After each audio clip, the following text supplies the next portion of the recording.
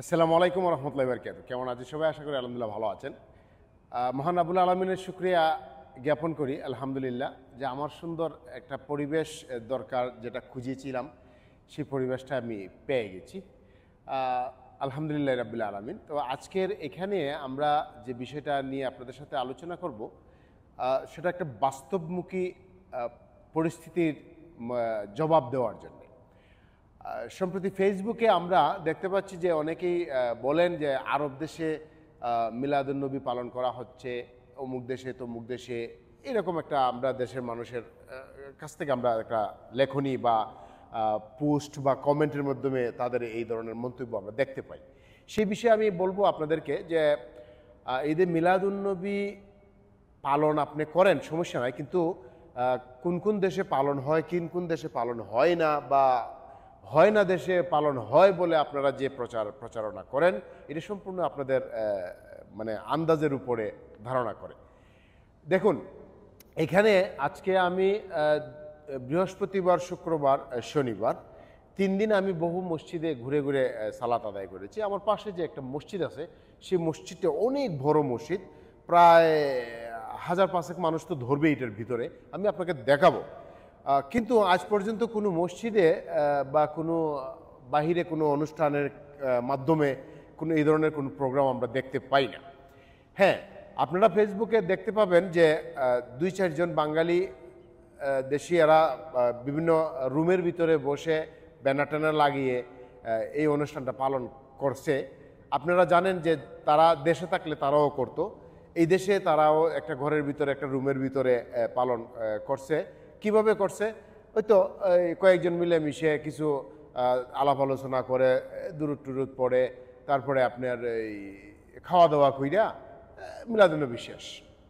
আচ্ছা, এখানে মিলাদুন্নবী পালন করার যে বৈধতা বা এটা শরীয়তেও নাই, আর এই দেশের কোনো সরকার বা এই দেশের ধর্ম মন্ত্রণালয় বা এই দেশের মানুষের মধ্যেও আমরা দেখি না।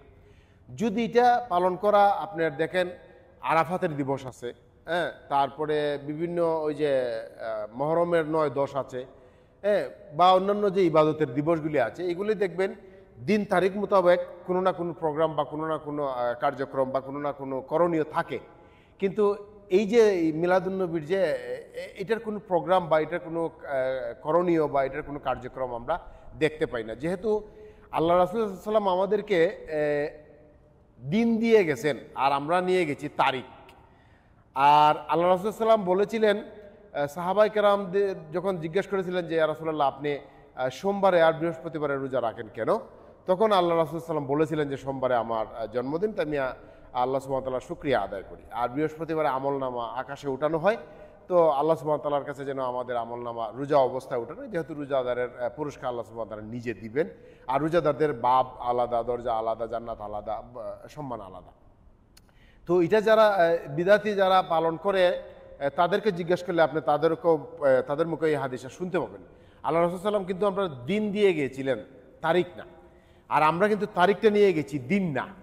তো এখানে দেখেন আমরা বহু জায়গায় ঘুরতেছি, কুয়েতে কোনোভাবেই আপনি পাবেন না, কোনো জায়গায় পাবেন না, এমন কোনো প্রমাণই দেখাতে পারবে না কেউ যে কুয়েতের ধর্ম মন্ত্রণালয়ের অধীনে বা সরকারিভাবে বা যে কুয়েতের যে মুসলিমরা আছে তারা কোনো ধরনের অনুষ্ঠানাদি পালন করছে, এই ধরনের কোনো প্রমাণ বা নজির নেই।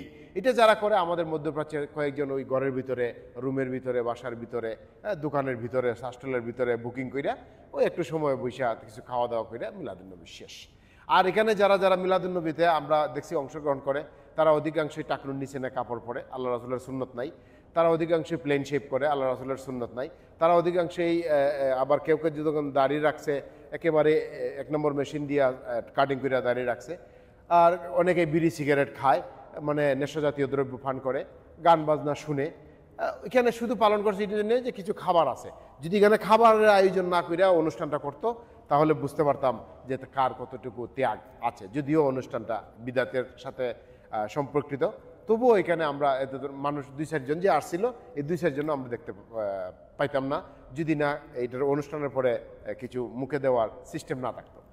তো সবার কাছে এটাই অনুরোধ থাকবে যে গুজবে কান দিবেন না, কে কি করলো আর কোথায় থেকে কি বললো সেটা নিয়ে আপনারা মাথা ঘামাবেন না এবং এটার উপরে জোর দিয়ে আপনি এটা পালন করার চেষ্টা করবেন না। আল্লাহ সুবহানাহু ওয়া তাআলা সবাইকে বোঝার তৌফিক দান করুক। আমিন। ওয়া আখিরু দাওয়ানা আলহামদুলিল্লাহি রাব্বিল আলামিন। আসসালামু আলাইকুম ওয়া রাহমাতুল্লাহি ওয়া বারাকাতুহু।